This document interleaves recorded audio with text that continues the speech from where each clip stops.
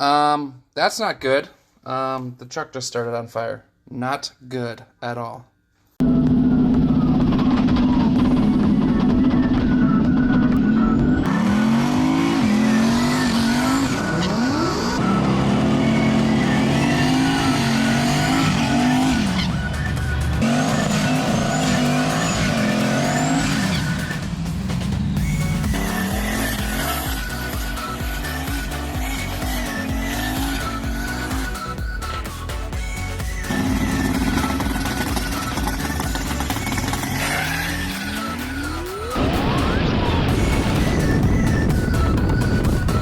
What is up, and welcome back to the channel, guys. The last you've seen this truck is I was putting the intake on it. The intake is not fully on, as somehow I lost one of the nuts that bolt the intake on. I don't know where it went, how I lost it, but for some reason I cannot find it. So I'm gonna have to run to the hardware store tomorrow to do that. But right now, I just got done sending Steven my tune, and he's gonna go through it on his laptop. He's reworking it. He's been really busy because everybody's trying to get their race cars done. So he's been super busy. He's gonna work on it tonight and tomorrow and have me the new tune file with everything mapped, how it should be, how we have it. And hopefully in this video, this thing will start for the first time in 2023. I'm really excited. I gotta get a couple bolts. I also do have a brand new oil filter, some oil. I know this is not the right oil. It's the right oil, just not enough. I normally put 7 quarts of oil in this thing, but that's what we got right now.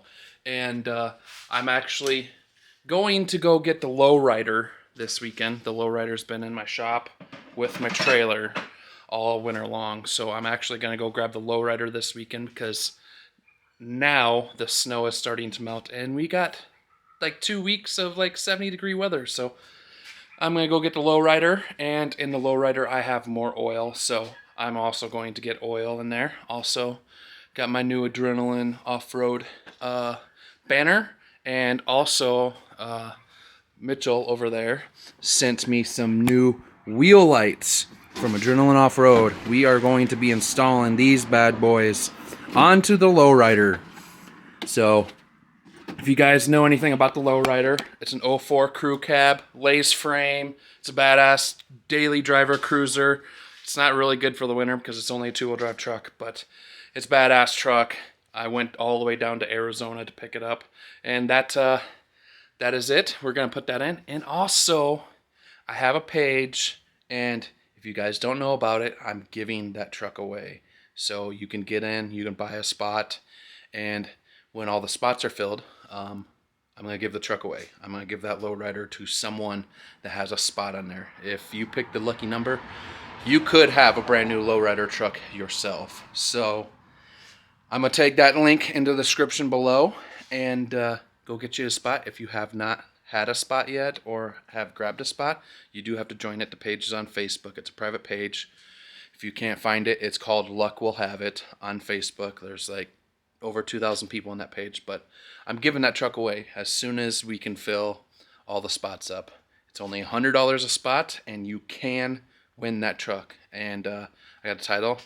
I'm going to do the drawing when it's filled, and one of you guys that buy a spot is going to win that. But for right now, I'm going to fill this thing up with some water.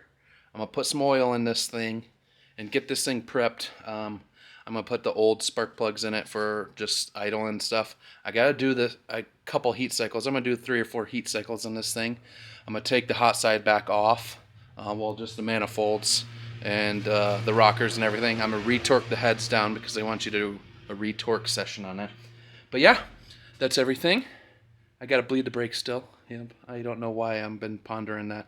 Maybe this weekend, Jub's coming over. Maybe I can get him in there to get his leg workout on and bleed some brakes on this thing. But the brakes shouldn't take too long. I think if I just bleed the front brakes, it'd be pretty good. But I'm gonna bleed them all. So yeah, I just got to go to the trailer as well and get my wrench, my socket to take the lug nuts off. So That's another thing I gotta grab. But right now, I'm gonna go underneath the truck. I'm gonna put that oil filter on. I'm gonna put some oil in this thing so there's oil in it at least. And I'm gonna put some water in it too.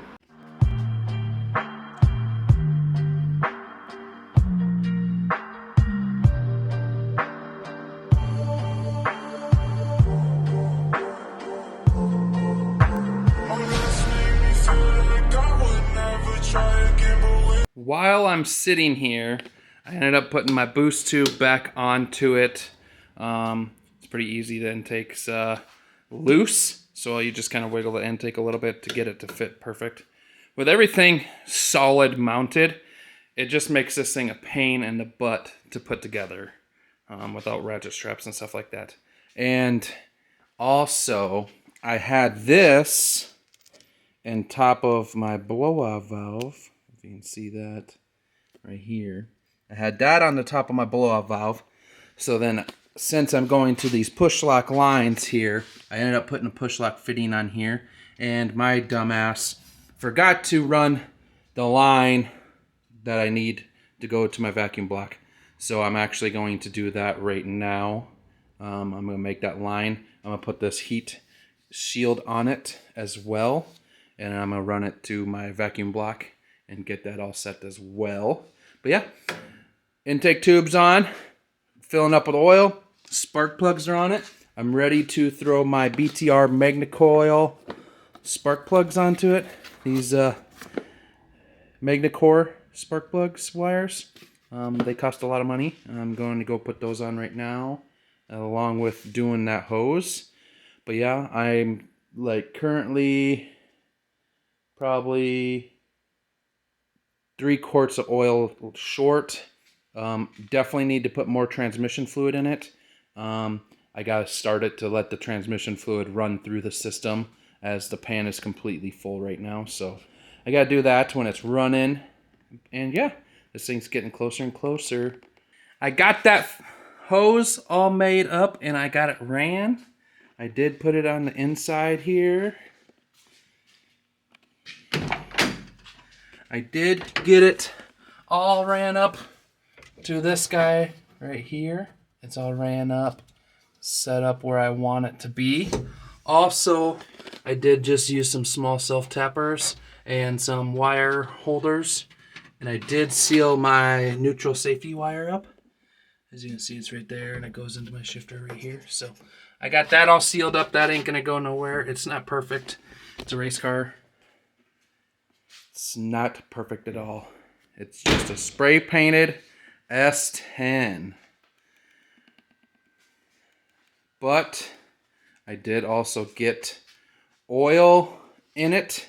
Like I said, I'm 3 quarts short of oil. I'm gonna go put these spark plug wires on. I got this line all made. I got the intake tube all on. Got the throttle cable on. Literally all this thing needs is spark plug wires, more transmission fluid, more oil, and a brake bleed.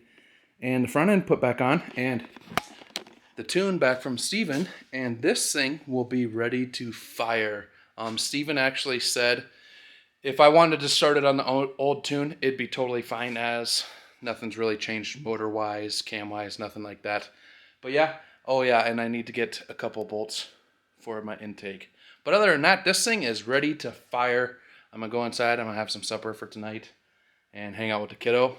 Tomorrow, Jub's coming over, and we're going to go grab the lowrider, like I said. Grab some stuff out of the trailer that I need. And hopefully Saturday, this thing's going to pop off. I do have the old spark plugs in it. They'll be fine just to start it and everything like that. And then also on my spark plug wires, I'm going to see how they are, but I might put a heat boot around them and wire tie them like I did on the old ones. Actually, I can pull those out to show you. A box of parts, but see how I just have these little heat boots and I wire tie them to the actual spark plug boot. So I might cut these wires and put that boot onto these spark plugs. But if they're not in the way, not touching anything, which I don't think they will, I might not, but This is how it's looking. It's coming along. Look at those fancy BTR Magnacore wires. They don't look like they're touching anything. I think they will be good, but I'm probably gonna still put that the covering on those, just to be safe. I mean, we got 3 fingers from my header to that, but I think I'm just gonna do that just to be careful. I mean, they sit in there and they don't really touch. They really actually don't touch anything, but I think I'm just gonna do that to help keep the heat off of them. I know those things are not heat proof, but I'm gonna keep those on there. I do still have to tighten the top of my wastegate, but I'm gonna wait to do that until the whole front end's on. Jub came over today. We got some E85. We put it into the truck. We're gonna run the fuel pump, see if we got any leaks on my fuel lines that I made. But also, we did go pick up that lowrider. Look at that thing. All sexy, ready to go. But yeah, we're gonna turn this fuel system on and see if we got any fuel leaks. And then we're probably gonna start this thing. Go here.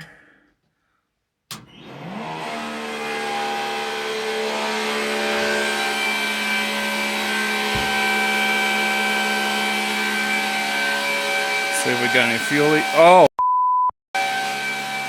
Holy shit! It's everywhere. Where's it coming out at? Oh, my injectors. Yeah. Okay. Pouring out the injectors. All of them? They're all wet. Well, we got a fuel leak on the injectors themselves, so I'm gonna have to check that.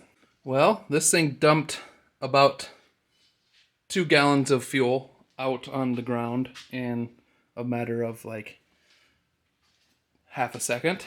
So I'm gonna have to go to the parts store. I'm gonna have to get O-rings, 3 sets of them, to get that all sealed up, as I think it was coming out from the top of the injector and not the spacer. But while I'm there, I might as well replace them all. So we'll do that, and hopefully everything is fixed after that, and then this thing will start, because I filled her up with oil, got some water in it, and this thing's ready to fire besides the fuel leak. I'm in here trying to figure out why this thing leaked so much fuel everywhere. Well, I come to the realization that this fuel rail right here, I haven't took these injectors out all year long, but they just fall into there. There's so much play in that, in there. Just falls out. So I need to get new O-rings for this, so it's a tight fit in there. Yep, that's what we're gonna have to do now. I'm glad it's something simple, and kind of wish that this would have held pressure, so I would have been able to find out if my fuel lines are good. But apparently, I guess they're good enough to get the fuel to the fuel rail and leak out those O-rings, which I find so weird because I didn't take those injectors out all year, and I'm pretty sure I had those O-rings in it last year as well. It is what it is. I'll get some new O-rings in there, and hopefully those new ones will seal up and hold all the pressure. It's the next day, and since I have the lowrider out, I got it all washed up yesterday. Today would be a good time to tell you guys about this new ceramic spray that I had sent to me to try out, and that is Shine Armor's ceramic spray. So I'm gonna go and spray this 10 down. I'm gonna go give it a good old wipe with some new microfiber cloths, and I'm gonna tell you guys how I like it, and hopefully that, you know, with the cold mornings and the dew and stuff like that, it makes it easy and it don't stick well to the truck. So I'm gonna do that up real quick. I'm gonna grab some microfiber cloths right here and just wipe the truck down, and we'll give her a good old wipe down with Shine Armor's ceramic spray.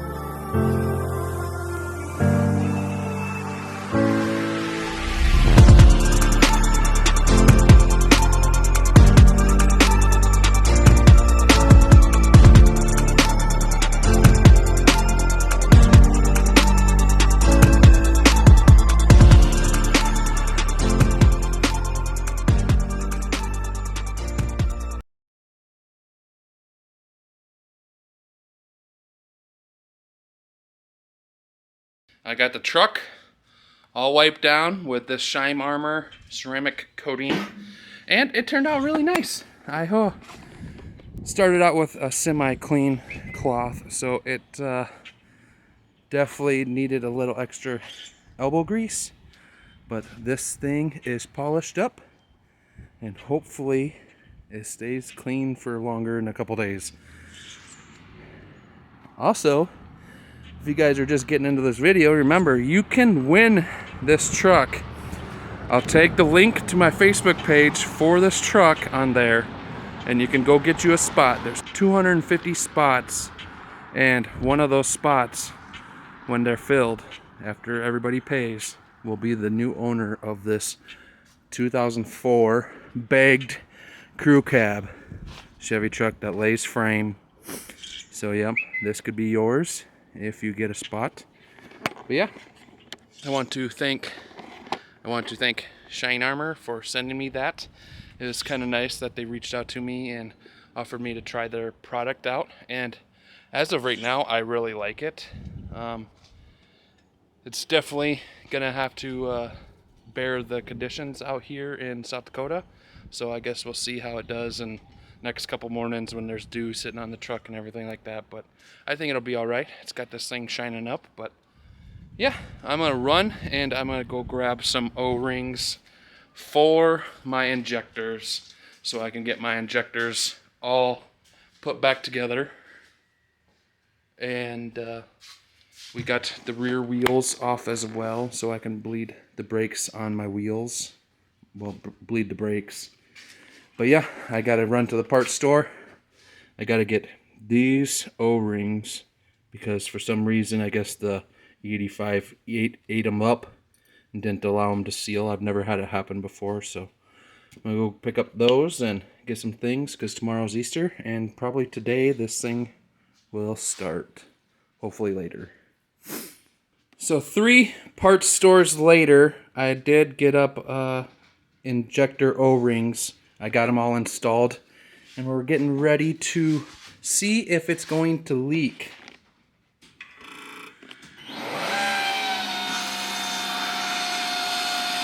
So I don't see no leaking now. It's probably empty of fuel though. Probably turn it off. So I just think that the fuel level was low, but we'll turn the truck on here. It's got fuel in it now. It's got fuel pressure. I gotta do a TPS relearn. It's got fuel pressure, and I am not seeing any leaks in here. So that was an easy fix. Lost a lot of freaking fuel though. I'm gonna go underneath here, see if I'm dripping anything down here.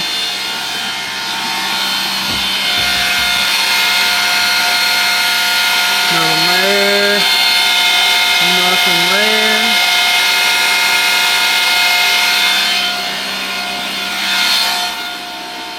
Got the fuel